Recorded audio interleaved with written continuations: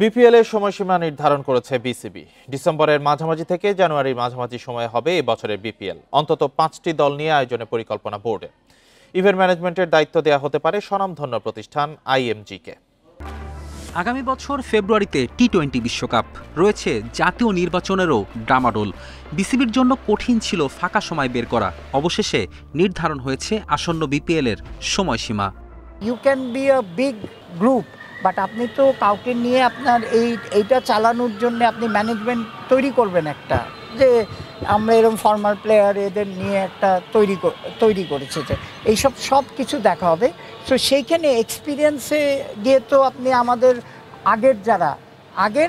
যারা ডিফল্ট লিস্টে নেই বা যারা ক্লিন রেকর্ড, এইসব টিমের তো এক্সপিরিয়েন্সে সবসময় হাইস্ট পয়েন্ট পেয়েই যাবে।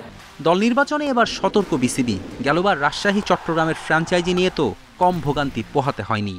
এই আইএমজির সুবিধাটা হচ্ছে কি, they have run IPL for so long and other.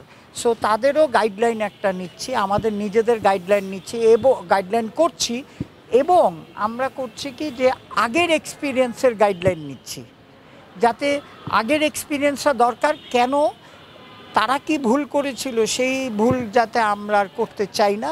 Event ম্যানেজমেন্টের দায়িত্ব পেতে পারে স্বনামধন্য প্রতিষ্ঠান আইএমজি। আইপিএলে দীর্ঘ 13 বছর কাজের অভিজ্ঞতা রয়েছে তাদের। Board has decided to hold the BPL.